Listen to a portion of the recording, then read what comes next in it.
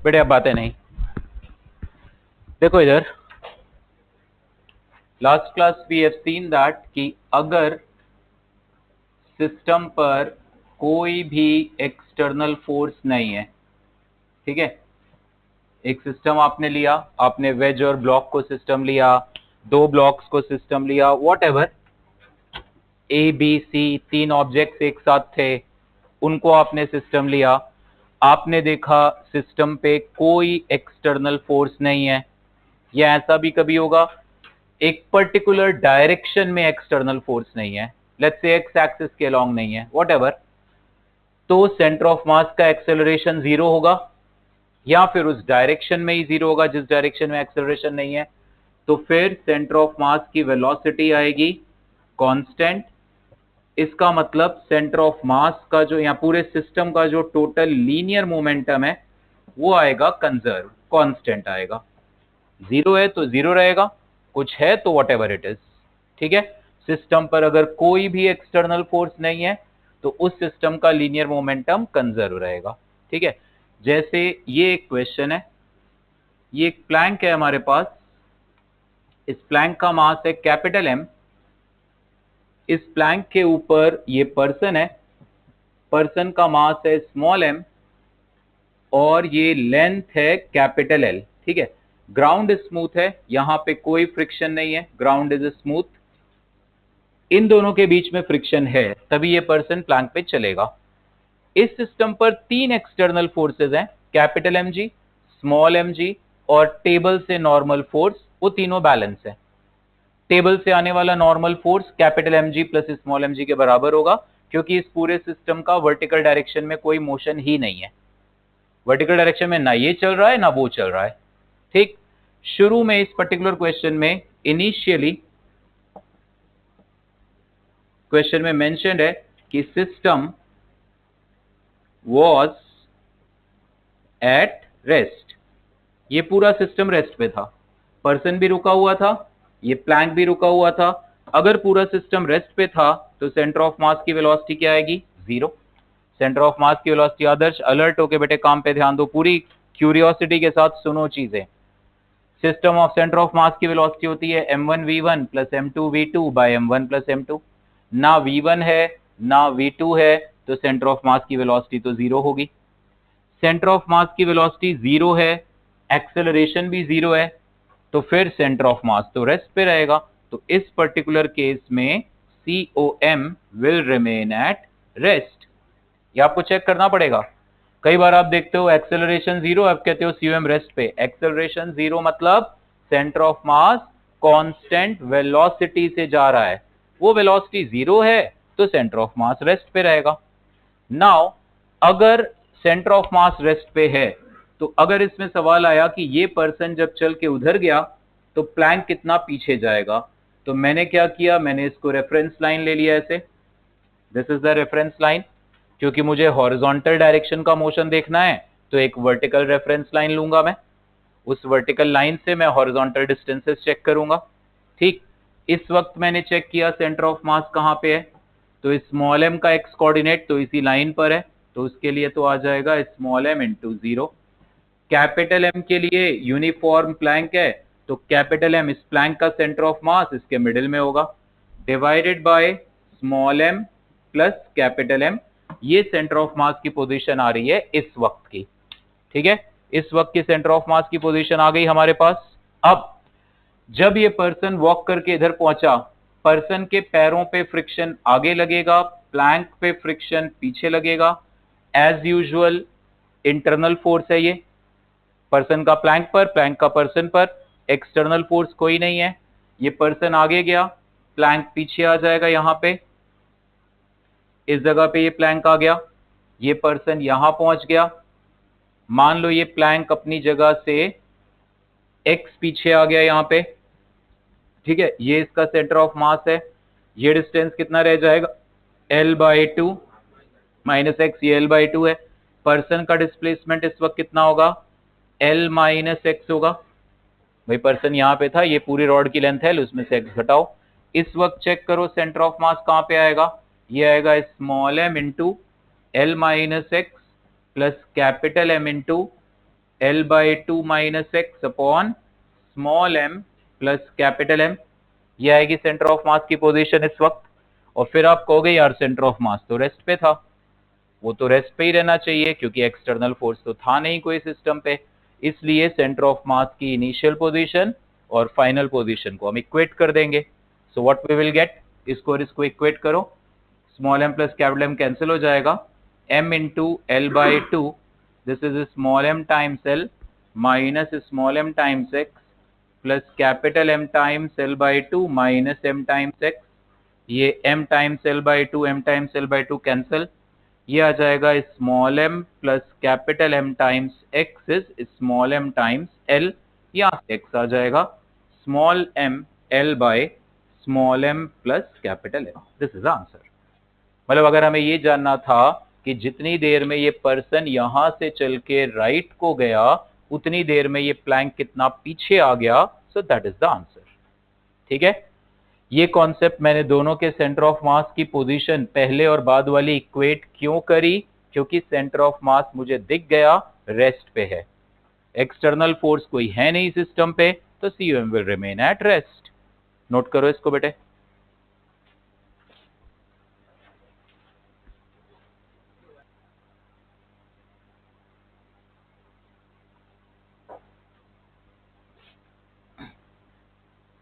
ठीक है, मैंने सेंटर ऑफ मास की पोजीशन को इक्वेट करा क्योंकि सेंटर ऑफ मास रेस्ट पे था।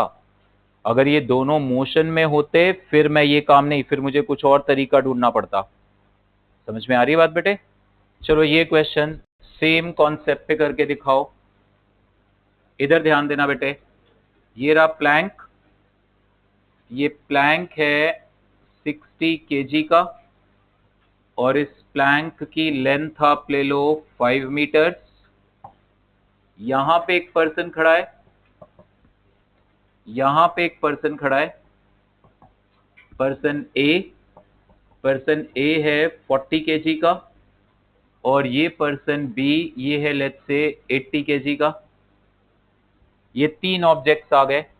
कंडीशंस क्वेश्चन की ध्यान से पढ़ो, ये सारी कंडीशन इस क्वेश्चन की मैं पिछले क्वेश्चन वाली ले रहा हूं कि ग्राउंड स्मूथ है तो इसका मतलब बाहर से कोई हॉरिजॉन्टल डायरेक्शन में एक्सटर्नल फोर्स नहीं आ पाएगा। ठीक, शुरू में ये भी रुका है, वो भी रुका है, ये भी प्लैंक भी रेस्ट पे है, इसका मतलब सेंटर ऑफ मास की वेलोसिटी 0 है। इसका मतलब अगर एक्सटर्नल फोर्स नहीं है तो इस क्वेश्चन में भी सेंटर ऑफ मास की पोजीशन नहीं बदलेगी। मैं दोबारा रिपीट कर रहा हूं, ध्यान रखना, अगर एक्सेलरेशन 0 है इसका यह मतलब नहीं है सेंटर ऑफ मास की पोजीशन बदल नहीं सकती, वेलोसिटी कांस्टेंट है। क्या पता उसके पास ऑलरेडी कोई वेलोसिटी हो सेंटर ऑफ मास के पास, वैसे क्वेश्चंस भी आगे आएंगे।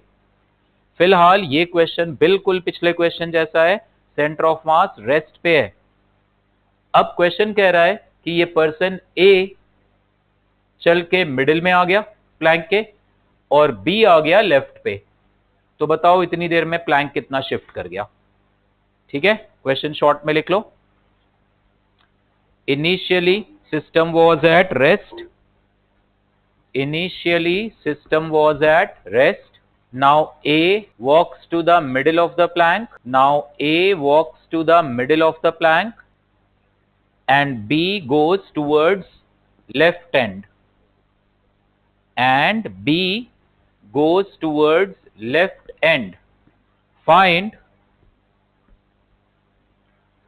displacement of plank during this motion. Displacement of plank during this motion. करो ट्राई, रेफरेंस लाइन बनाओ, प्लैंक को डिस्प्लेस। अब जब तुम वो वाला डायग्राम बना रहे होगे तो तुम्हारे दिमाग में अटकेगा एक सवाल कि प्लैंक को लेफ्ट ले जाऊं या राइट ले जाऊं, लेफ्ट या राइट ले जाऊं, ये दिमाग में आएगी बात। वो किधर भी ले जाओ, तुम्हारा आंसर अपने आप अगर सही है तो पॉजिटिव आएगा, नहीं तो नेगेटिव आ जाएगा। वैसे इस केस में पक्का दिख रहा है वो भारी वाला बंदा 80 किलो का लेफ्ट गया है, तो लग रहा है, चांसेस लग रहे हैं प्लैंक राइट को गया होगा। भाई पूरे सिस्टम का CUM रेस्ट पे है तो कुछ ऑब्जेक्ट्स लेफ्ट जाएंगे तो कुछ राइट भी तो जाएंगे, है ना। तो एनीवेज वो तुमने अगर उल्टा मान लिया तो तुम्हारा आंसर निगेटिव आ जाएगा। करो करो सॉल्व करो, डायग्राम्स जरूर बनाओ। ये डायग्राम है, इसी के ठीक नीचे मैं डायग्राम बनाऊंगा। ये ऐसे मान लो मैंने नहीं सोचा ज्यादा, मैंने कहा चलो मैं प्लैंक को लेफ्ट ले गया इधर, ये प्लैंक अपनी जगह से मैं एक्स लेफ्ट को ले गया। अब पर्सन बी यहां खड़ा हुआ है, ये बी यहां पहुंच चुका है और ए है इस प्लैंक के मिडिल में, यहां पे ए है और प्लैंक का सेंटर ऑफ मास भी यहीं पर है। ये डिस्टेंस कितनी होगी? ये डिस्टेंस होगी 2.5 माइनस एक्स के बराबर होगी ये डिस्टेंस, है ना? यस सर, इसमें बहुत बढ़िया बात थोड़ा है, अच्छे कॉन्सेप्ट्स में बताओ मुझे आगे बढ़ के, पूरा दिमाग लगा के। नाउ पहले सेंटर ऑफ मास का एक्स कोऑर्डिनेट क्या आ रहा है? 40 into 0 plus 60 into 2.5 plus 80 into 5 divided by total mass 180। अब सेंटर ऑफ मास की पोजीशन क्या आ रही है चेक करो। इस पर्सन बी के लिए कितना आ रहा है? 80 इंटू माइनस एक्स। ये पर्सन है और ये प्लैंक, ये दोनों का centre of mass 2.5 minus x पर ही है, तो इन्हें इकट्ठा ही ले लो। 40 केजी और 60 KG, 100 KG into 2.5 minus x कर लो इसे। इसमें कोई दिक्कत है तो बता दो, क्लियर है एकदम? ये बंदा 40 केजी का, उसका सेंटर ऑफ मास भी इतनी दूर है रेफरेंस लाइन से, और प्लैंक का भी सेंटर ऑफ मास यही है, तो मैंने दोनों को एक साथ कर दिया। 40 into 2.5 minus x plus 60 into 2.5 minus x, वो 100 कर दिया। 40 प्लस 60 एक साथ, दोनों का तो सेंटर ऑफ मास एक ही जगह पे है रमन बेटे, ध्यान दे इधर, तरन सॉरी, ठीक है? रमन कौन है? अपॉन 180, ये आ गया, हो जाता है कोई बात नहीं। सो ये 180 आ गया, यहां से इक्वेट कर दो इन दोनों को, आंसर आ जाएगा। क्या आंसर आ रहा है? ये वैल्यू क्या आ रही है? 1500 और 400 नहीं 150 है ना, ये 150 एंड दिस 550, और ये आ रहा है -80x माइनस 100x प्लस 250, है ना? सो ये कितना आ जाएगा हमारे पास? 180x 250 माइनस 550 कितना आएगा? -300। सो 0 0 कैंसिल, x कितना आ रहा है? -30/18, 6 से कैंसिल कर दो, -5/3, ये आंसर आया, -5/3 मीटर्स। अब ऐसे क्वेश्चंस को मान लो हमें एग्जाम टाइम में जल्दी, वैसे ये मेथड में भी कोई खास टाइम लगेगा नहीं, मान लो हमें जल्दी करना है इस क्वेश्चन को, ठीक है? तो आपने क्या करना है सॉल्व, देखना इधर ध्यान से, हटा दूं? ओके, देखो इधर, जब आपने देखा कि सेंटर ऑफ मास रेस्ट पर है, ये मेथड तभी यूज करना when COM is at rest, ठीक है? तुम्हें दिखा एक सिस्टम है, उस सिस्टम का COM रेस्ट पर है और रेस्ट पर रहेगा, ये अपनी जगह से हिलने वाला नहीं है। ये बंदा उधर जाएगा, ये चलेगा, प्लैंक चलेगा, बट इन तीनों का सेंटर ऑफ मास मूव नहीं करेगा। क्यों नहीं करेगा श्वेया? बिकॉज एक्सटर्नल फोर्स ही नहीं है सिस्टम पे कोई, इसके सेंटर ऑफ मास का एक्सेलरेशन तो 0 है, तो सेंटर ऑफ मास की वेलोसिटी तो बदलेगी ही नहीं, 0 थी 0 ही रहेगी। तो जब तुम्हें दिखा एक सिस्टम का COM हमेशा रेस्ट पे रहने वाला है, you can simply write summation of mx equal to 0, ये लगा दो, समेशन mx, राइट को कोई गया है तो प्लस ले लो उसका मास और डिस्प्लेस, x यहां पे क्या है? डिस्प्लेसमेंट, y एक्सिस की ओर मोशन हो रहा है तो समेशन my कर दो। ये इक्वल टू 0 इसीलिए किया क्योंकि centre of mass is at rest. मान लो m1 डिस्प्लेस हुआ x1, m2 डिस्प्लेस हुआ x2, तो COM क्या डिस्प्लेस होगा? m1x1 plus m2x2 bye m1 plus m2। Anushka बेटे ये इक्वेशन मैं सेंटर ऑफ मास की पोजीशन ढूंढने में भी यूज करता हूं, डिस्प्लेसमेंट ढूंढने में भी। मैंने कहा m1 पड़ा है x1 पर, m2 पड़ा है x2 पर, बताओ COM कहां है? तुम ये लगाते हो m1x1 plus m2x2 bye m1 plus m2। मैंने कहा m1 का डिस्प्लेसमेंट हुआ x1, m2 का डिस्प्लेसमेंट हुआ x2, बताओ cum का डिस्प्लेसमेंट क्या हुआ? यही फॉर्मूला फिर लगा दो। ये फॉर्मूला तुम डिस्प्लेसमेंट के लिए भी लगाओ, ये फॉर्मूला तुम पोजीशन के लिए भी लगाओ। तो अब अगर तुम्हें दिख रहा है सेंटर ऑफ मास डिस्प्लेस ही नहीं हुआ, तो m1 x1 plus m2 x2 plus m3 x3 क्या आना चाहिए? Equal to 0। अब और सुनो, इसके बाद भी मैं सुपरपोजिशन लगाऊंगा, मतलब यहां पर बंदे भी चल रहे हैं, प्लैंक भी चल रहे हैं। मैं एक एक करके काम करूं। मैं पहले मान लेता हूं प्लैंक रुका है, पहले बंदों को चला लेते हैं और फिर प्लैंक को पर्सन्स के समेत चलाएंगे। ये प्लैंक है, इस पे पर्सन है, बोला ए मिडिल में आ गया, बी इधर आ गया, पहले ए को मिडिल में ले जाओ, बी को इधर ले जाओ। अब इस पूरे सिस्टम को चला दो एक्स इधर या उधर, जिधर तुम्हारा मन करे। सो देखना, क्वेश्चन कह रहा है ए पहले मिडिल में आ गया, मैं अभी प्लैंक के मोशन को देख ही नहीं रहा। सो ए को आप ऐसे कर सकते हो ना, पहले ए को 2.5 मीटर राइट को ले जाओ, और जब तुम प्लैंक को एक्स पीछे लाओगे तो अपने आप ए का नेट डिस्प्लेसमेंट ही आ जाएगा। मैं इसको दो टुकड़ों में कर रहा हूं। वैसे क्या हो रहा है, बंदा ये आगे चल रहा है और प्लैंक पीछे आ रहा है, तो मैंने पहले माना कि ये 2.5 मीटर तक चला गया और फिर ये एक्स पीछे आ गया। ये बंदा 2.5 तक कभी नहीं गया, क्योंकि ये बंदे ने चलना शुरू किया, प्लैंक ने पीछे आना शुरू कर दिया ना। मैं इसी मोशन को दो पार्ट्स में डिस्कस कर रहा हूं। आप खड़े हो ऐसे, आप 4 मीटर आगे गए ऐसे, वो जो प्लेटफॉर्म था जिस पे तुम चल रहे थे वो पीछे आ गया है। तुम इसी को दो टुकड़ों में कर लो, पहले तुम 4 मीटर आगे चल रहे हो, उसके बाद वो सिस्टम को पीछे ले जाओ एक, तो तुम्हारा नेट डिस्प्लेसमेंट क्या आ गया? 3। समझ गए? तो यहां पे पहले इसको ले जाओ मिडिल में, तो मास है 40 और कितना डिस्प्लेसमेंट आया? 2.5। सो 40 इंटू 2.5। प्लैंक को भी रोक के रखो, इसको ले जाओ लेफ्ट, तो वो कितना चलाइए? -80 इंटू 5। साफ दिख रहा है मुझे माइनस वाला टर्म बड़ा है, साफ दिख रहा है। इसका मतलब अब प्लस वाला टर्म आना चाहिए, तो यहां से मेरे दिमाग में तुरंत आ जाएगा, इसका मतलब प्लैंक को राइट को जाना है। भाई बंदे तो चल लिए, अब तुम तीनों को, अब ये नहीं कहना सर खाली प्लैंक को चलाओ, प्लैंक को चलाओ पर्सन के समेत। यार पर्सन 2.5 आगे गया, फिर प्लैंक एक्स पीछे आया, तो वो भी तो उसके साथ पीछे आया है। ओके, तो अब पूरे सिस्टम को तुम एक्स आगे ले जाओ। मुझे दिख गया साहब, प्लस आना चाहिए। पूरे सिस्टम का मास क्या है? 60 40 180, तो प्लस 180 एक्स इक्वल टू 0। हो गया, क्वेश्चन खत्म।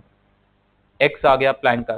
तो समय तुम ये चेक करो, सेंटर ऑफ मास रेस्ट पे है तभी ये लगाओ, क्योंकि अगर सीयूएम रेस्ट पे नहीं है तो आरएचएस में 0 नहीं आएगा, फिर वो आएगा टोटल मास इंटू सीयूएम का डिस्प्लेसमेंट, वो चीज आएगी। ओके, तो जब तुम्हें दिखा एक सिस्टम का सेंटर ऑफ मास रेस्ट पे है, तो फिर समेशन mx इक्वल टू 0, मास और एक्स, और उस पर भी सुपरपोजिशन। पहले बंदों को चला लो, उसके बाद प्लैंक को चला लो, और प्लैंक को जब चलाओ तो पर्सन्स को साथ में लेके जाना। पता चला अकेला प्लैंक खिसका दिया तुमने। ओके, नोट करो इसको।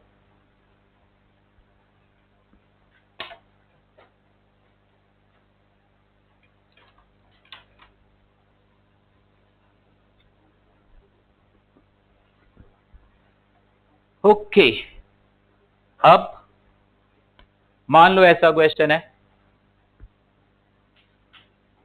ये प्लैंक है, ये ऐसे ट्रॉली है कोई, ठीक है, सेंटर ऑफ मास को रेस्ट पे रख के देख लिया, आप चलाएंगे इसको।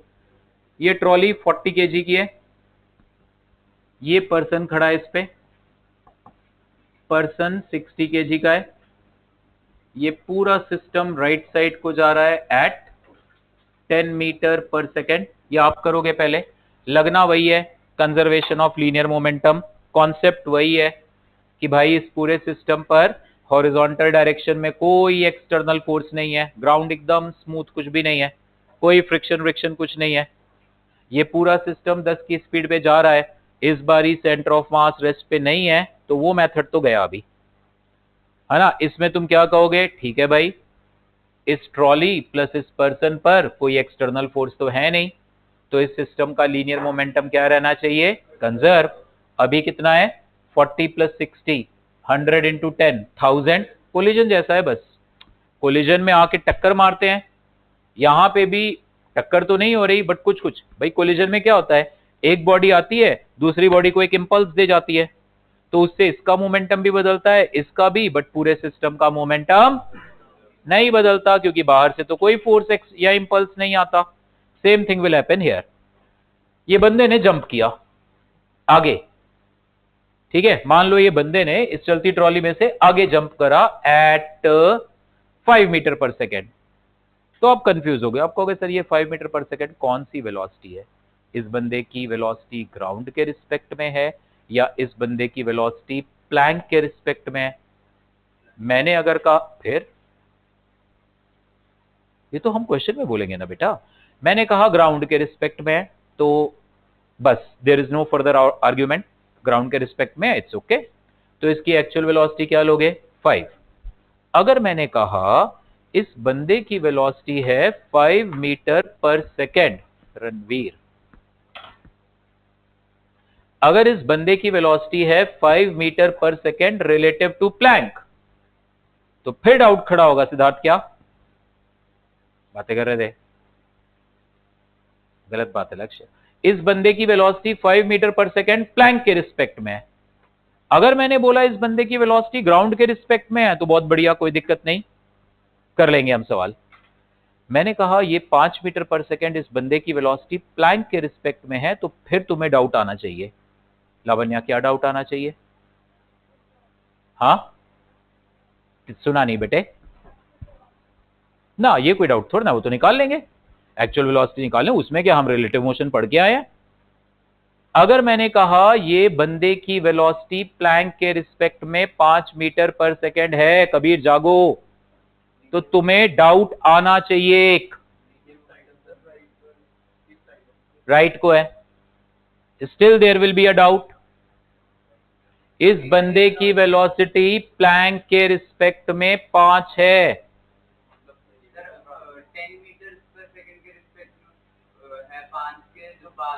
यस, ऐसे सोचना सीखो, कुछ भी जवाब, मोमेंटम पता नहीं कहां सोच रहे हो।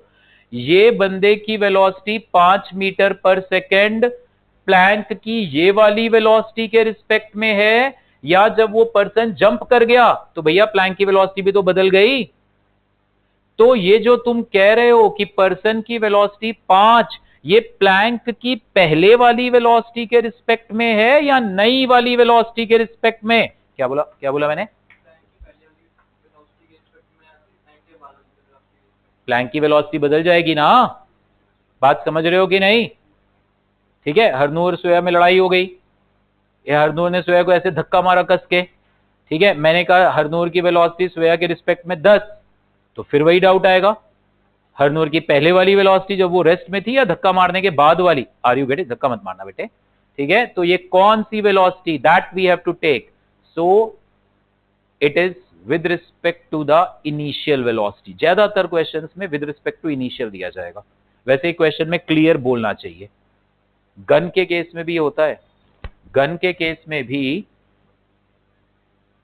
ये एंटीक गन है, ठीक है, मान लो हमें गिवन है कि इस गन की मजल वेलोसिटी है 100 मीटर पर सेकेंड, इस गन की मजल वेलोसिटी। तो मजल वेलोसिटी का मतलब है velocity of this bullet with respect to the state of gun before fire. मान लो ये गन को हम रिमोट से ऑपरेट कर, हमारे हाथ में होगी तो फिर तो हमारे हाथ से गन पे एक और एक्सटर्नल फोर्स आएगा जैसे ही फायरिंग करेंगे। मान लो ये गन किसी ट्रैक में हमने ऐसे लगा रखी है ताकि लेफ्ट राइट गिरे ना, और रिमोट से ऑपरेट कर रहे हैं, रिमोट से मैंने इसके ट्रिगर को हिट कर दिया, फायर हुआ, बुलेट आगे भागेगी तो गन पीछे भागेगी ना, that is called recoil velocity of gun. यहां भी लीनियर मोमेंटम, वो क्वेश्चन ये क्वेश्चन बिल्कुल एक जैसा है कॉन्सेप्ट वाइज। तो वहां पे भी मैं कहूंगा बुलेट की मजल वेलोसिटी 100 है। आपको ये क्या होता है भाई? बुलेट बाहर निकली, बुलेट की वेलोसिटी है v, बुलेट की वेलोसिटी गन के रिस्पेक्ट में फायर करने से पहले वाला जो स्टेटस था गन का। So muzzle velocity is the velocity of bullet with respect to the state of gun before fire. Firing से पहले गन की वेलोसिटी क्या थी? 0, इस 0 के रिस्पेक्ट में 100 है, यानी 100 है। मान लो मैं कहता कि ये फायर से पहले ये 10 से आगे जा रही थी, भाई रिमोट कंट्रोल से मैं ऑपरेट कर रहा हूं, मान लो ये ऐसे ट्रैक पे लगी हुई थी गन और 10 मीटर पर सेकंड से चल रही थी फायरिंग से पहले। अब फायरिंग करेंगे अगर, तो बुलेट किस वेलोसिटी से निकलेगी? 110। फायरिंग के बाद अगर अगर इसमें से फायर हुआ, ये बुलेट निकली बाहर, बुलेट की वेलोसिटी मतलब पहले ये बुलेट अंदर थी, ठीक है, फायरिंग हुई, फायरिंग होने के बाद ये बुलेट बाहर आई, बुलेट की स्पीड है v, गन की स्पीड बदल के कुछ हो गई v1, फायरिंग के बाद गन की स्पीड भी बदल गई v1। नाउ ये बुलेट की वेलोसिटी इसके रिस्पेक्ट में, तो ये v से राइट जा रहा है, ये 10 से राइट, तो v -10। This is the velocity of the bullet with respect to the state of gun before fire. This is called muzzle velocity. तो इसको मैं क्या रख दूंगा? इक्वल टू 100, ठीक है, तो v कितना आ जाएगा? 110। सो दिस इज कॉल्ड मजल। तो इस क्वेश्चन में भी मैं तुमसे यही कह रहा हूं कि इस पर्सन ने 5 मीटर पर सेकेंड से जंप किया, that 5 metre per second is the velocity of the person with respect to the state of trolley before jump. तो ट्रॉली की नई वेलोसिटी क्या होगी? बताओ बताओ, ठीक है। मजल के बारे में भी मैं लिखवा देता हूं आपको, ये मजल वाला कॉन्सेप्ट भी नोट कर लो, डायग्राम बनाओ, इस क्वेश्चन को सॉल्व करते हैं। क्वेश्चन लिख लो, initially person along with the trolley is moving at 10 metre per second. Initially person along with the trolley is moving at 10 meter per second. Now person jumps towards right with a velocity 5 meter per second relative to the state of trolley before jump.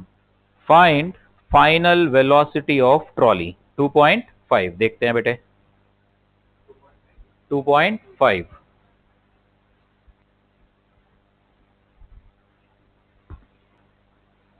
वो चाहे right मान ले चाहे left, answer आ जाएगा। देखो इधर आया जीवन, देखो now what will happen is,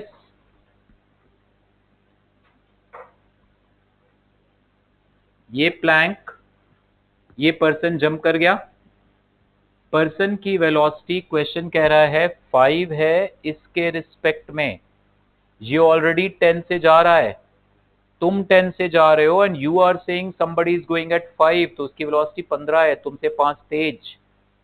आप इमेजिन करो आकृति बेटे, आप हाईवे पे 10 से जा रहे हो और आप कह रहे हो ये कार 5 से जा रही है, मतलब वो आपसे भी 5 तेज चल रही है। अगर डाउट होता है ना किसी भी बच्चे को रिलेटिव मोशन में, तो प्रॉपर लिख के करो, प्रॉपर लिखो, velocity of the man with respect to plank is equal to velocity of the man minus velocity of the plank. Question कह रहा है man with respect to plank, right side 5 है, तो इसको लिख दो आप 5 आई कैप, ये आ गया velocity of man actual minus 10 I cap, उसको उधर ले आओ, 15 आ गया। किसी को भी डाउट है, वैसे प्रैक्टिस करोगे तो ये सब छोटी छोटी चीजें हैं, नहीं प्रैक्टिस करोगे तो अटकते रहोगे, ठीक। तो 15 आ गई पर्सन की एक्चुअल वेलोसिटी। मान लो इस प्लैंक की एक्चुअल वेलोसिटी है v, मुझे हमेशा एक्चुअल वेलोसिटीज चाहिए है लीनियर मोमेंटम कंजर्वेशन में। अब आप बोलो बाहर से तो कोई एक्सटर्नल फोर्स आया नहीं, तो इस सिस्टम का लीनियर मोमेंटम कंजर्व पहले कितना था? 100 इंटू 10 1000 था, अब कितना है? 40v प्लस 60 इंटू 15, तो यहां से आंसर आ जाएगा 40v इज, ये कितना आ रहा है? ये आ गया 100, तो v आ गया 2.5 metre per second. This is the answer, ठीक है।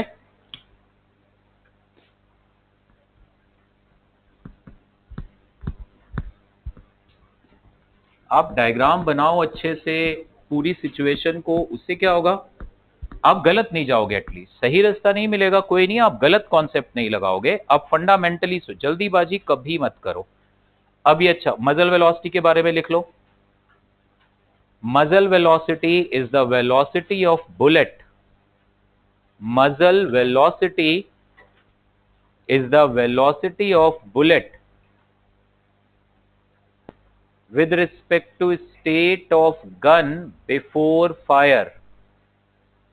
Muzzle velocity is the velocity of bullet with respect to state of gun before fire. Sampreet बेटा इतना लेट है यार तुम. Muzzle velocity is the velocity of bullet with respect to the state of gun before fire. Now ये question देखना. ये gun है, मान लो ये गन है 5 kg की, इसके अंदर 2 बुलेट्स हैं. ठीक है, बुलेट्स का मास है मान लो small m equal to, easy calculation हो जाए, बेशक हाइपोथेटिकल डेटा हो जाए, 1 kg ले लो. वैसे ये 1 kg की बुलेट मतलब बड़ा अजीब हो गया है ना, 1 kg काफी ज्यादा हो गया, बट चलो क्वेश्चन कर रहे हैं हम. तो 1 kg की ये 2 बुलेट्स है अंदर. मजल वेलोसिटी इसकी आप ले लो, इस बुलेट की मजल वेलोसिटी ले लो आप 20 मीटर पर सेकेंड. कोई एक्सटर्नल फोर्स नहीं है सिस्टम पे, रिमोट कंट्रोल से ऑपरेट कर रहे हैं इस गन को हम. तो बताओ, एक एक करके दोनों फायरिंग करी. पहले एक फायरिंग, गन पीछे चलना शुरू हो जाएगी, फिर उस पीछे चलती गन में से दूसरी फायरिंग. सो दोनों फायरिंग्स के बाद, और डायग्राम क्लियर बनने चाहिए, पहली फायरिंग से पहले और बाद वाला डायग्राम, दूसरी फायरिंग से पहले और बाद वाला, चारों डायग्राम अच्छे से. पहली फायरिंग से पहले वाला डायग्राम तो यही है. So find the velocity of the gun after 2 consecutive firings. Find velocity of gun after 2 consecutive firings.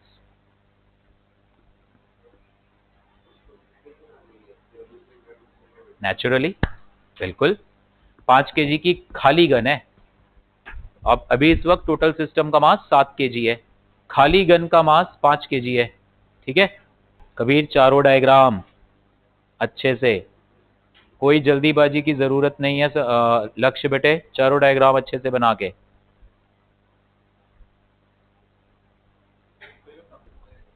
(22/8 - 2/22/3) right को, राइट को या left? Left of course, left ही जाएगी.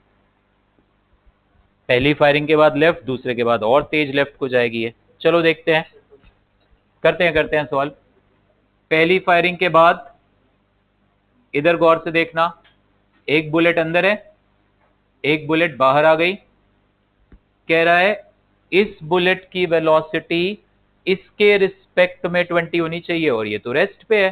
तरन सुनना बेटे ध्यान से, रेस्ट पे रखी गन के रिस्पेक्ट में 20 यानी सचमुच 20. तो पहली फायरिंग के बाद जो बुलेट निकलेगी, उस बुलेट की एक्चुअल में भी वेलोसिटी 20 मीटर पर सेकेंड ही होगी. ये पूरा सिस्टम मान लो पीछे भागा v से. So now you write p initial is equal to p final. p initial 0 है शुरू में, तो पूरा सिस्टम, बेटा अब इधर ध्यान, पूरा सिस्टम रेस्ट पे है.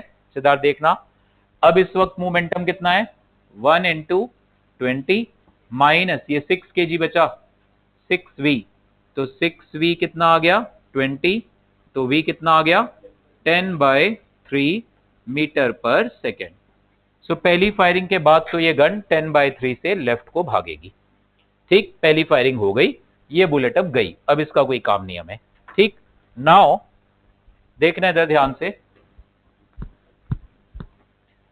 अब सेकेंड फायरिंग वाला कॉन्सेप्ट देखते हैं.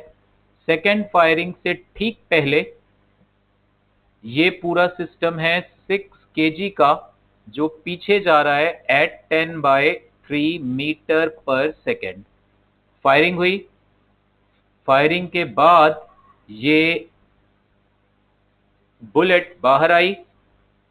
बुलेट की वेलोसिटी अगर मैंने मानी v1, गन की वेलोसिटी मैंने मानी v2. आप हमेशा क्या किया करो, सौम्य बेटे ध्यान से सुन, वो वेक्टर्स में जाने की नौबत आने नहीं देनी, इतनी प्रैक्टिस, क्योंकि टाइम वेस्ट होगा. आप हमेशा कभी भी डाउट है, आप एक्चुअल वेलोसिटीज को अननोन माना करो. अननोन जो मानते हो ना, जैसे मैंने यहां पे क्या माना है, v1 क्या है, v1 इस बुलेट की एक्चुअल वेलोसिटी में मान रहा हूं, और v2 इस गन की एक्चुअल। आप हमेशा इधर हो सौम्य बेटे, तो दिख नहीं रही मुझे, आप अननोन हमेशा एक्चुअल वैल्यूज को लेके चलो। सो ये v1 इस बुलेट की एक्चुअल, एक्चुअल मतलब ग्राउंड के रिस्पेक्ट में ये वेलोसिटी है v1। सो नाउ देख बेटे, अगर तुम v1 से जा रहे हो और ये 10/3 से पीछे, तो तुम्हारी वेलोसिटी इसके रिस्पेक्ट में क्या होगी, v1 प्लस 10/3। उल्टे डायरेक्शन में जा रहे हो तो रिलेटिव वेलोसिटी ऐड करके मिलती है ना। सो इस बुलेट की वेलोसिटी इसके रिस्पेक्ट में क्या होगी, v1 प्लस 10/3। वो हमें क्वेश्चन में 20 गिवन है, क्वेश्चन में गिवन है मजल वेलोसिटी, यही तो है बुलेट की velocity with respect to the state of gun before fire. Vinayak समझ रहे हो, है ना। हमेशा गीतांश एक्चुअल वाली वेलोसिटीज को वेरिएबल मान के चलो, थोड़ा कंफ्यूजन कम होगा। तुम बोलो नहीं मैं तो रिलेटिव वाले को वेरिएबल, तो इट्स ओके, वो भी सही है, बढ़िया आसान है, थोड़ा सोचने में थोड़ा दिक्कत कम होती है। सो यहां से v1 कितना आ गया, 20 माइनस 10/3, 60 माइनस 10, यानी बुलेट की एक्चुअल वेलोसिटी 50/3 है, और गन की एक्चुअल। अब मोमेंटम कंजर्व कर दो, p initial equals p final. Initial कितना है, -6 इंटू 10/3 है, माइनस क्योंकि लेफ्ट को जा रहा है। फाइनल क्या है, -5v2 प्लस 1v1 है, तो ये आ गया कितना, -20 इज -5v2 प्लस v1 कितना है 50/3। ये 5v2 को इधर लाओ, सो 5v2 कितना आ गया 50/3 प्लस 20, ये कितना आ गया 110/3। तो v2 कितना आ गया 5 और ये 22/3, यही आ रहा है मीटर। तुम लोग का आंसर क्या आया था, 22/3 metre per second, this is the answer. ठीक है कबीर, ध्यान दे बेटे, इधर खुद से कर, अपना दिमाग चलाओ, आएगा आंसर, थोड़ा सा वक्त लगेगा बट आएगा। ये क्वेश्चन जिस जिस से भी नहीं हुआ, घर जाके दोबारा ट्राई करना है इसको अपने आप से। नाउ ये क्वेश्चन देखना, इस तरह के भी कई क्वेश्चंस आप एचसीबी बुक में देखोगे, मिलेंगे। 2 पर्सन है, ठीक है, टेस्ट में भी इस तरह के आप देखना। 2 पर्सन है, मान लो एक पर्सन है, पर्सन के हाथ में कोई ऑब्जेक्ट है, ठीक है। एक चलो इंटरेस्टिंग क्वेश्चन करते हैं, टेस्ट में तो इजी क्वेश्चन है, ये इंटरेस्टिंग क्वेश्चन करते हैं। एचसी वर्मा बुक का ये क्वेश्चन है, मैं थोड़ी वैल्यूज दे देता हूं इसमें ताकि करना आसान हो जाए। मान लो ये बिल्डिंग की हाइट कितनी लें ताकि √2h/g प्रॉपर वैल्यू आ जाए, 80 मीटर्स लेने पे आएगा ना, √2h/g 80 इंटू 2 160, यस।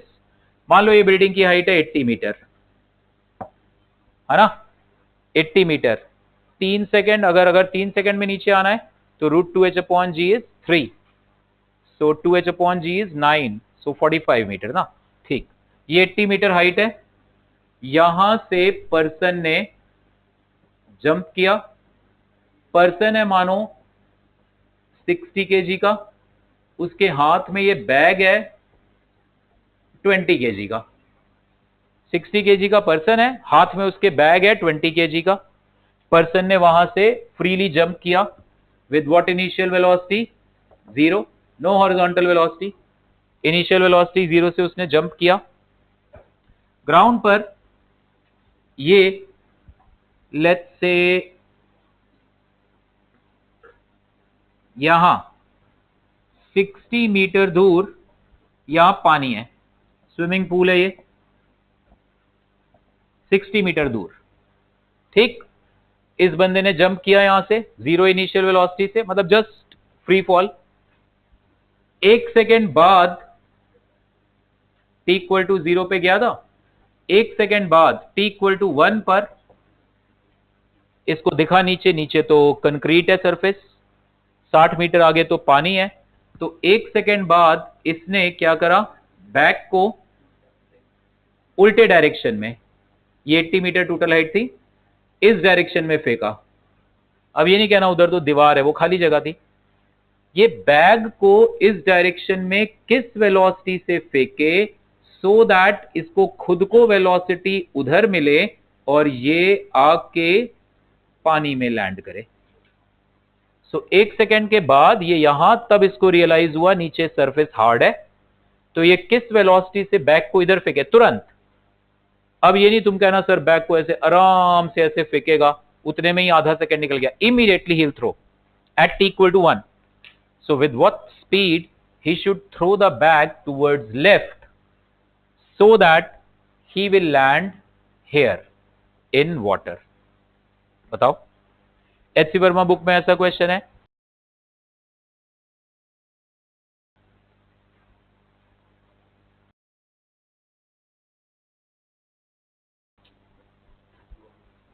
देखो इधर क्वेश्चन सारा एक्चुअली हमने जब डेटा सेट कर रहे थे तभी काफी सारी वैल्यूज हमारे दिमाग में आ चुकी थी भाई।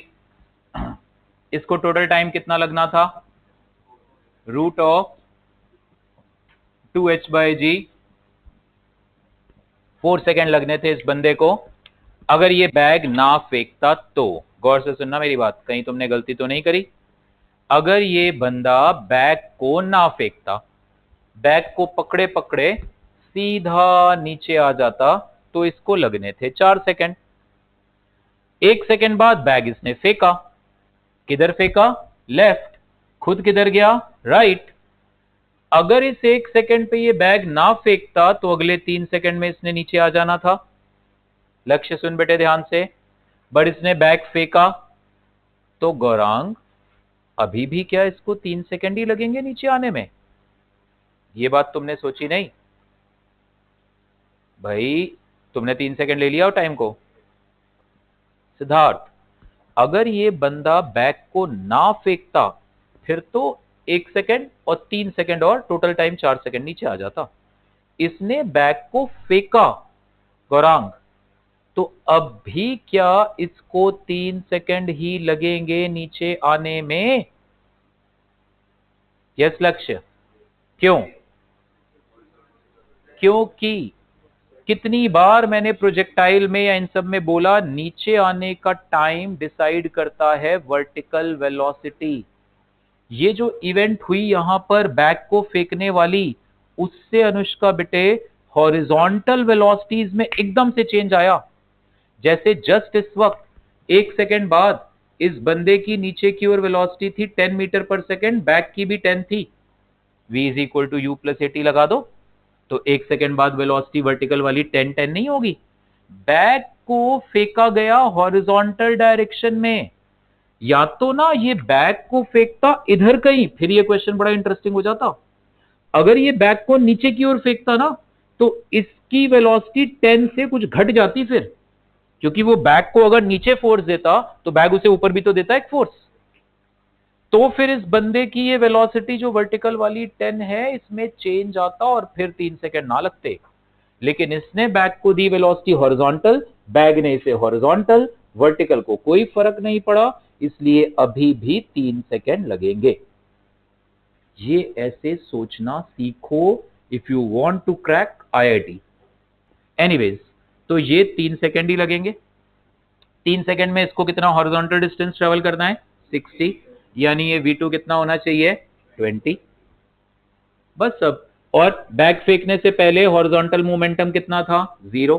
बैग फेंकने के बाद भी क्या होना चाहिए, 0।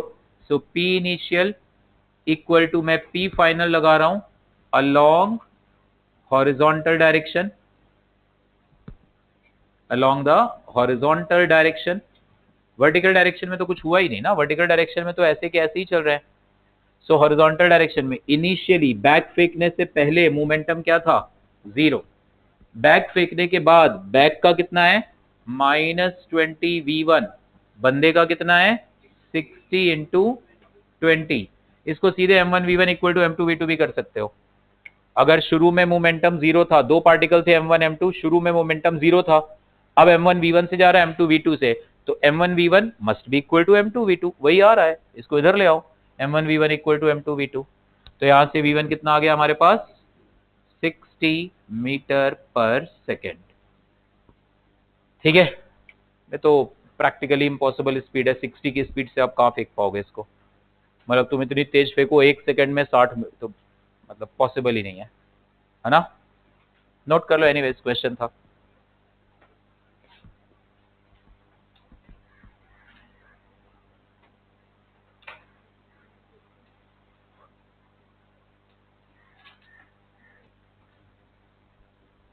हटा दो। v2 वेलोसिटी 20 ऐसे आई कि अब इस बंदे को नीचे पहुंचने में 3 सेकंड लगने थे। 3 सेकंड में इसको हॉरिजॉन्टल डिस्टेंस ट्रेवल करनी थी 60। So v2 into time is equal to 60।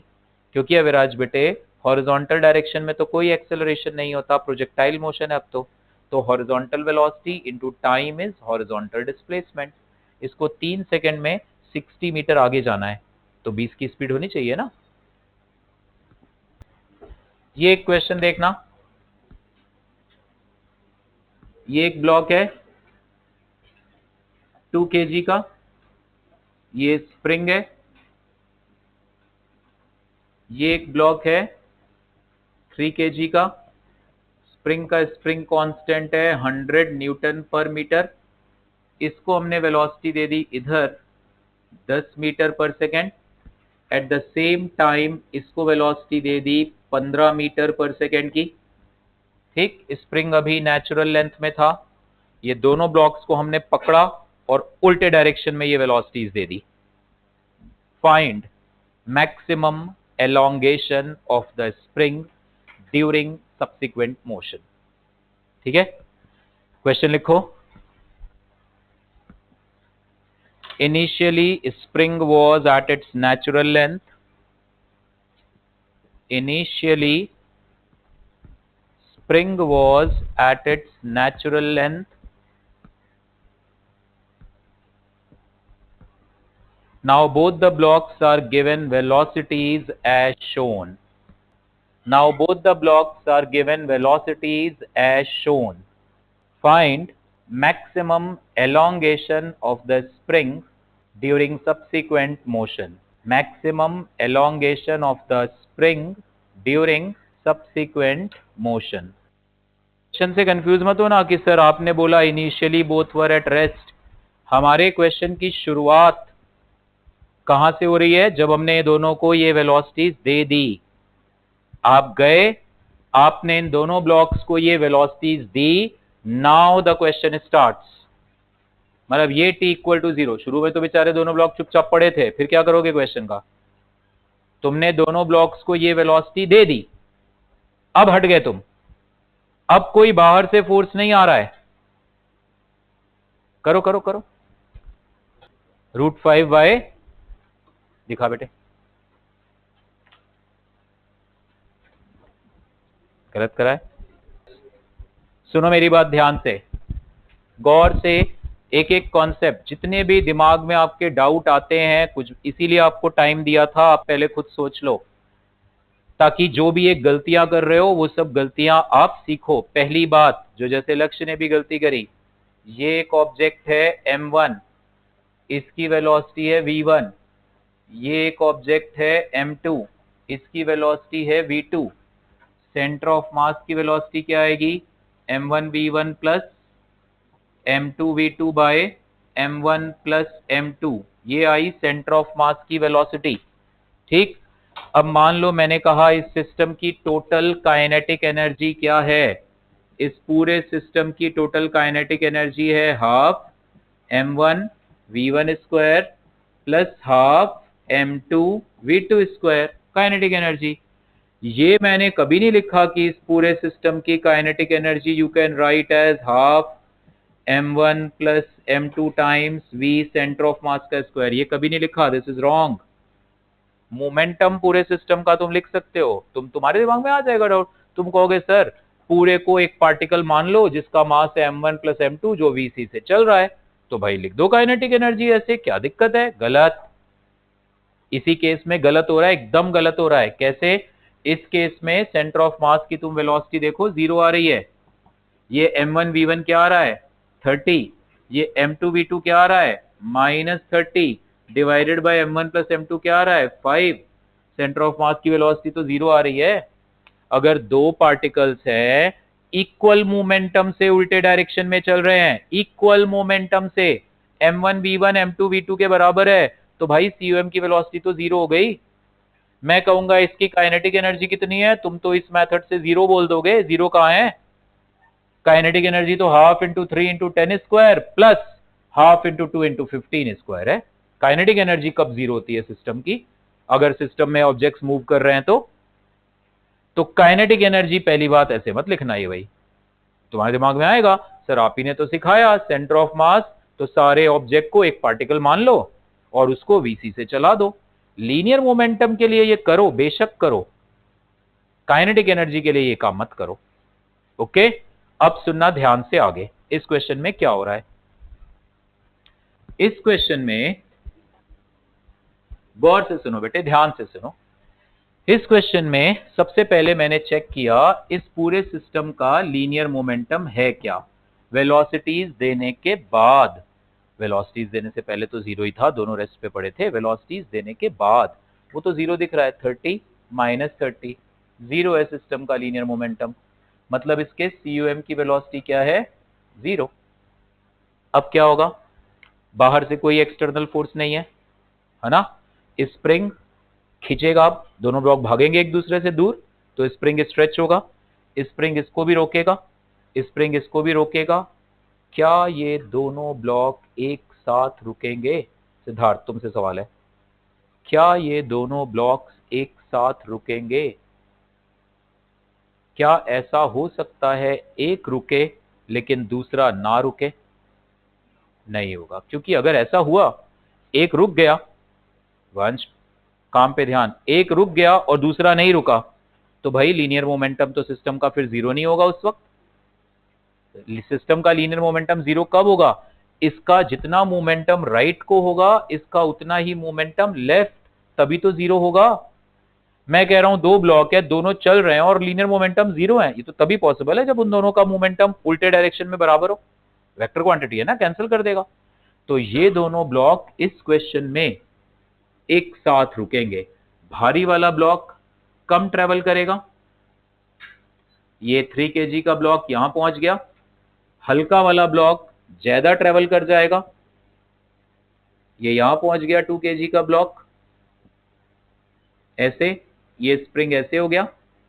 इस वक्त ये वाले ब्लॉक की वेलोसिटी भी जीरो है, ये वाले ब्लॉक की वेलोसिटी भी जीरो है, ये दोनों एक साथ रुके, लीनियर मोमेंटम फिर से जीरो है। लीनियर मोमेंटम इज कंजर्व क्योंकि एक्सटर्नल फोर्स नहीं है। अब हम इसमें लगाएंगे कंजर्वेशन ऑफ मैकेनिकल एनर्जी भी। क्यों लगाएंगे Aviraj conservation of mechanical energy? क्योंकि सिर्फ स्प्रिंग फोर्स काम कर रहा है, सिर्फ कंजर्वेटिव फोर्स काम कर रहा है। यहाँ पे ग्रेविटी और स्प्रिंग दो ही है, फिलहाल ग्रेविटी यहाँ काम नहीं कर रहा, ओनली स्प्रिंग। तो इसलिए मैं कहूंगा K initial plus U initial is K final plus U final, ये कॉन्सेप्ट लगाएंगे। तो इस क्वेश्चन में दो कॉन्सेप्ट लग रहे हैं, लीनियर मोमेंटम कंजर्वेशन का क्योंकि बाहर से कोई फोर्स नहीं है, और मैकेनिकल एनर्जी कंजर्वेशन क्योंकि only spring is doing work. K initial ये रहा, half into 2 into 15 square plus half into 3 into 10 square. You initial zero है, इनिशियली स्प्रिंग अपनी नेचुरल लेंथ में है। ग्रेविटेशनल एनर्जी बातें नहीं की बात हम तब करेंगे जब कोई वर्टिकल मोशन हो, हॉरिजॉन्टल में वो बदलती ही नहीं। K फाइनल जीरो है, दोनों ब्लॉक एक साथ रुक गए, हाफ K एक्स स्क्वायर। यहां से आंसर, आपस में बातें नहीं करो बेटे। ये वैल्यू कितनी आ जाएगी, 225 प्लस 150 दैट इज हाफ के कितना है 100 इंटू एक्स स्क्वायर। 225 और 150 कितना हो गया, 375 इंटू 2 750, तो 0 0 कैंसिल, 75/10 7.5, तो एक्स कितना आ गया अंडर रूट ऑफ 7.5 मीटर। ये आएगा स्प्रिंग का मैक्सिमम एलोंगेशन। इसके बाद ये वापस आएंगे ब्लॉक, वापस क्यों आएंगे, स्प्रिंग खिंचा हुआ है, स्प्रिंग इन्हें वापस खींचेगा। ये SHM करेंगे, सिंपल हार्मोनिक पीरियोडिक मोशन। ये ब्लॉक्स ऐसे जाएंगे, वापस अपनी जगह पे आएंगे, फिर कंप्रेशन भी इतना ही करेंगे। मेरी बात, अभी जल्दीबाजी मत करो। ये स्प्रिंग जीरो नेचुरल लेंथ से रूट 7.5 तक एलोंगेट होगा, वापस नेचुरल लेंथ में आके रूट 7.5 तक कंप्रेस होगा। It will oscillate like this. कौन ज्यादा दूर तक जा रहा होगा, 2 kg, सॉरी हाँ 2 kg। मान लो मैं आपसे पूछूं ये x1 और ये x2 इनकी वैल्यूज बताओ। x1 x2 जिस वक्त ये स्प्रिंग अपने मैक्सिमम एलोंगेशन पर है, बताओ ये 2 kg ब्लॉक कितना दूर गया है, 3 kg कितना दूर गया है, ये कैसे बताओगे? How will you answer these two values x1 x2 की? गौरांग पहले उसको तो नोट कर लो। रूट 7.5 आ गया था।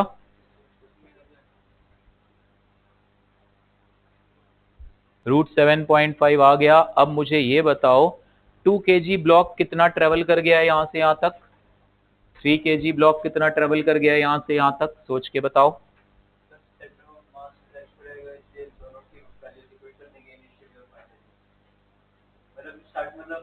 आज ही क्लास में बोला अगर सेंटर ऑफ मास रेस्ट पे है तो summation m x equal to 0, यानी m1x1 minus m2x2 equal to 0, या m1x1 इक्वल टू m2। अगर तुम्हें दो बॉडीज का COM रेस्ट पे दिख रहा है, वो तो है रेस्ट पे, सेंटर ऑफ मास की वेलोसिटी तो 0 थी, तो m1x1 इक्वल टू m2x2।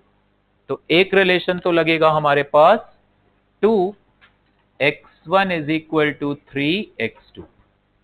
याद रखना ये रिलेशन आप तभी लगाओगे जब तुम्हें दिखा COM रेस्ट। दूसरी दो अननोन है ना, x1 सिद्धार्थ बता देगा।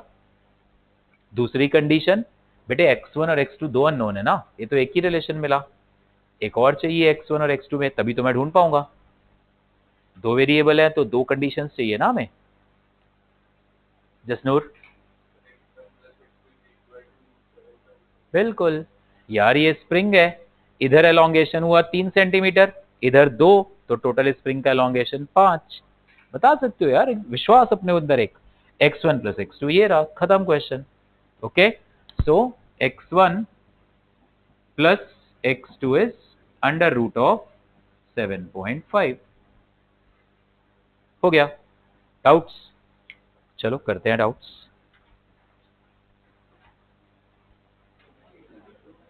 कबीर मार पड़ेगी तुरे को फर्स्ट।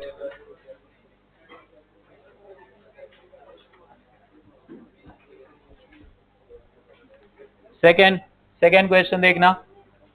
फर्स्ट बेटे कबीर पूछो इधर उधर एक दूसरे के साथ।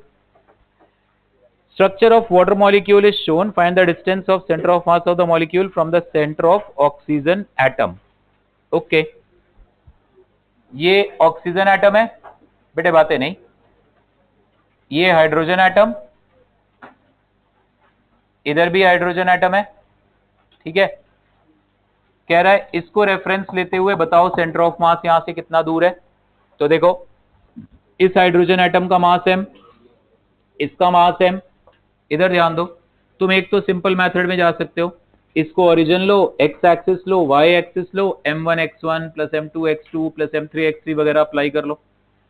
आप ऐसे भी कर सकते हो, ये मास m और ये मास m बराबर है, तो इन दोनों का सेंटर ऑफ मास तो मिडिल में ही लाई करेगा, यहाँ पे मिडिल में ही लाई करेगा। उसके बाद ये ऑक्सीजन एटम, और अब यहाँ पे हम मास मानेंगे 2m, m और m दोनों हाइड्रोजन एटम्स, और ऑक्सीजन एटम का मास मान लो कैपिटल M। इन दोनों का सेंटर ऑफ मास इस लाइन पर लाई करेगा, और इस लाइन को मासेस के इनवर्स रेशियो में डिवाइड करेगा, ठीक है। तो ये पूरी हाइट अगर मान लो ये पूरी हाइट है a, तो फिर सेंटर ऑफ मास यहां कहीं होगा। ये डिस्टेंस x1, ये डिस्टेंस x2। x1 कितना होगा, x1 होगा मासेस के इनवर्स रेशियो में डिवाइड करेगा, x1 होगा 2 small m upon 2 small m plus capital M times a। ये आएगी सेंटर ऑफ मास की पोजीशन। मासेस हमें गिवन होंगे, ठीक है, वो आप मास वही आप 1 और उस रेशियो में ही आप लेके चल लोगे, है ना, रेशियो ही चाहिए ना हमें, तो आप रेशियो लेके चल लोगे मासेस का, जो ऑक्सीजन एटम और हाइड्रोजन एटम का मास है उसी रेशियो में लेके, ठीक। और डिस्टेंस ये गिवन है 0.96 और एंगल गिवन है 104 डिग्री। बस आंसर आ जाएगा यहां से हमारा, ठीक है। ये जो भी आ रहा है डिस्टेंस, और अच्छा एक मिनट यहां से ज्वाइन करना, ऐसे कहना इसे x1 x2 का जो रेशियो है इस लेंथ का रेशियो भी वही आएगा, इस लेंथ का भी सिमेट्री ऑफ ट्रायंगल से L1 L2 भी उसी रेशियो में आएंगे। तो तुम और L1 प्लस L2 तुम्हें पता है 0.96, तो इस रेशियो में L1 को तोड़ो और फिर L1 cos 52 डिग्री, ये सेंटर ऑफ मास आ जाएगा। और नहीं तो सब कुछ छोड़ के m1x1 plus m2x2 plus m3x3, और ये तो ओरिजिन ही है, इसको तो ओरिजिन ही लोगे। आप ऐसे कर लो, आप बोलो जी ये मैंने ले ली x एक्सिस, ये हमने कंसिडर कर लिया y, x मेरे को चाहिए नहीं because centre of mass always lies on symmetry axis, x चाहिए नहीं, तो इसलिए m1 y1 कितना आ गया 0, m2 y2 बातें नहीं, m2 y2 कितना आएगा, इसका y कोऑर्डिनेट क्या आएगा, y कोऑर्डिनेट यही आएगा ना L1 plus L2 cos 52 degree, है ना। इसका m1 y1 plus m2 y2 upon capital M1 plus M2 plus M3, जो भी है वैसे कर दो, आओगे इसी पे ही। cos 52 कैलकुलेटर यूज कर लो, HCV हाँ cos 53 ले लो, लगभग cos 53 लेके कर लो। HCV में भाई उसने कहीं नहीं लिखा this book is for JEE, तो इसमें कुछ वैल्यूज ऐसी आएंगी जो तुम्हें कैलकुलेटर या लॉग वगैरह यूज करके बताना पड़ेगा, ठीक है। और कौन सा, 7th, पहला कबीर बेटे देखना एक बार, ठीक है।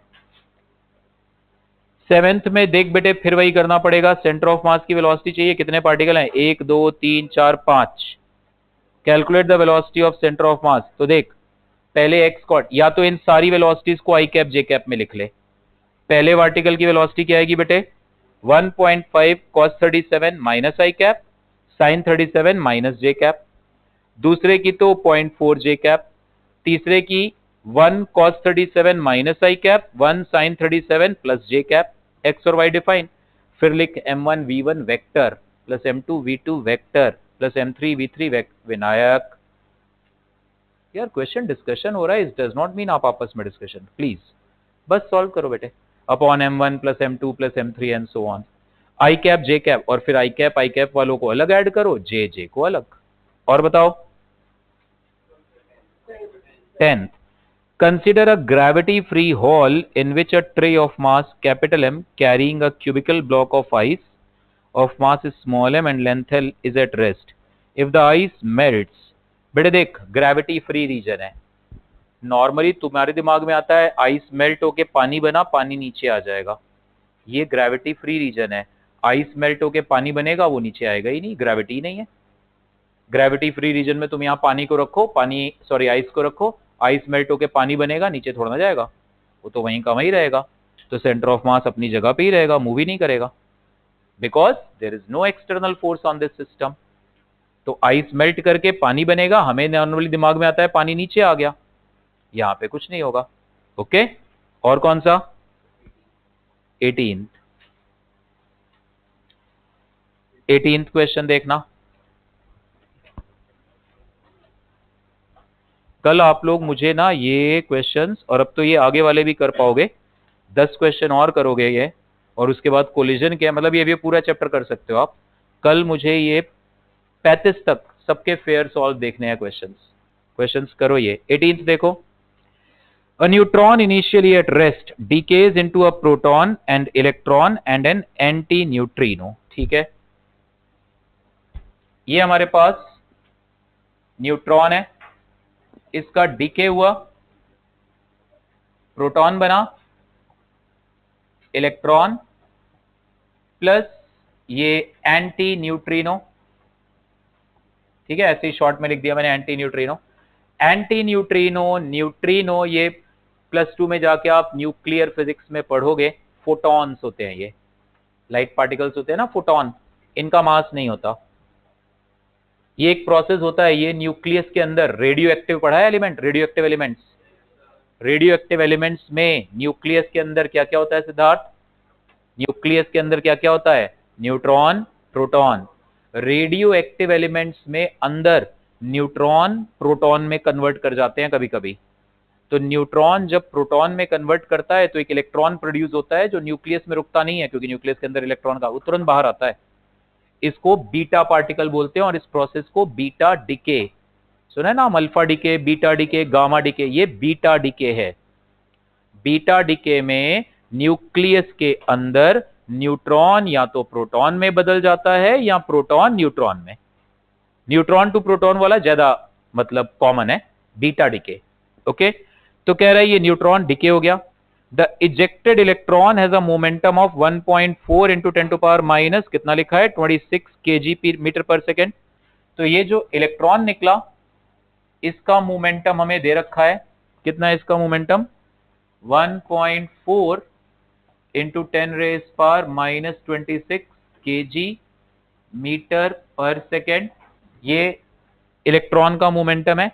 एंड एंटी न्यूट्रिनो का मोमेंटम है 6.4 इंटू 10 रेज पावर माइनस 27, इसका है momentum 6.4 into 10 raise power minus 27 kg metre per second.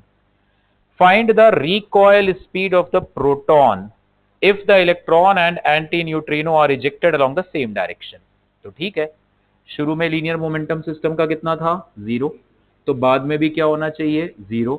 तो न्यूट्रॉन में से एक इलेक्ट्रॉन और एक एंटी न्यूट्रिनो राइट को निकल गए तो प्रोटॉन बैक रिकॉयल करेगा।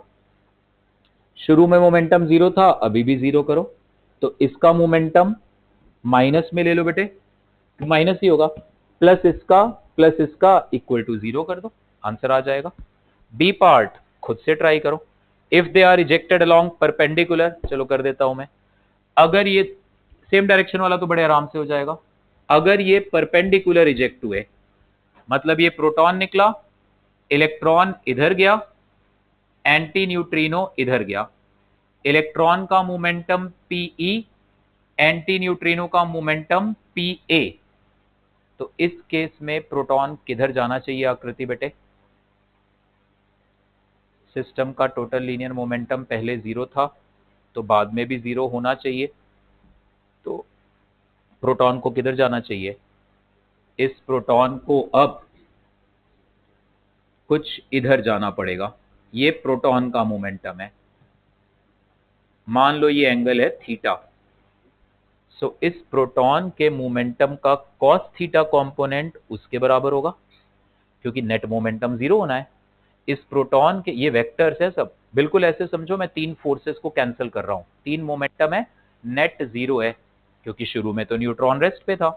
तो प्रोटॉन के मोमेंटम का कॉस उसके बराबर, प्रोटॉन के मोमेंटम का साइन उसके बराबर, तो तेरे को बेटे पी कॉस थीटा की वैल्यू मिलेगी Pa, पी साइन थीटा की वैल्यू मिलेगी Pe, स्क्वायर करके ऐड कर देना, cos square theta plus sine square theta 1 हो जाएगा, P आ जाएगा।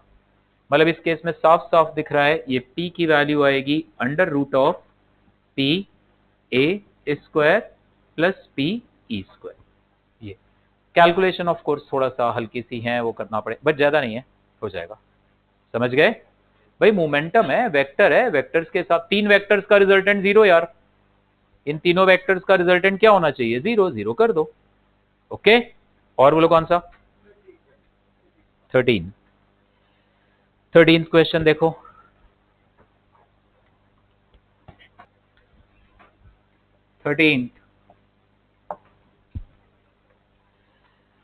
A cart of mass capital M is at rest on a frictionless horizontal surface and a pendulum bob of mass small m hangs from the roof of the cart. The string breaks, the bob falls on the floor, makes several collisions on the floor and finally lands up in a small slot made in the floor. ठीक है, इस तरह से ये एक car है, इसके अंदर ये एक स्लॉट बना हुआ है, ये ऐसे कार है, ठीक है, ये ऐसे रस्सी, ये एक पार्टिकल अटैच्ड है, पार्टिकल का मास है स्मॉल m, इसका मास है कैपिटल M, कोई एक्सटर्नल फोर्स नहीं है। आइडियली स्पीकिंग तो तुम अगर ये रस्सी को काटो तो आइडियली स्पीकिंग तो ये बॉल यहीं पर ऐसे ऐसे जंप करती रहनी चाहिए, ऐसे ऐसे जंप करती रहनी चाहिए, ये आइडियल सिनारियो है। रियल में क्या ऐसा होगा? अगर मैं एक टेनिस बॉल को लेके यहाँ पे ऐसे छोड़ दूं, क्या ये हमेशा यहीं रहेगी? क्या ये लेफ्ट राइट नहीं चली जाएगी? क्योंकि नीचे जमीन पे मॉलिक्यूलर लेवल पे रेगुलरिटीज नहीं है।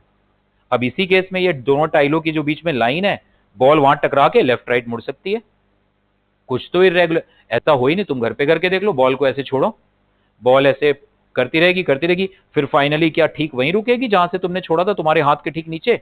पता चला फाइनली रुक के इधर उधर कहीं भी लुढ़क जाए बॉल, है ना? तो ये क्वेश्चन कह रहा है ये बॉल बहुत बार टकराने के बाद फाइनली यहां गिर गई आके स्लॉट में, तो मुझे कोई लेना देना नहीं है ये कितनी बार टकराई, क्या हुआ, फाइनली ये स्मॉल एम यहां आ गया।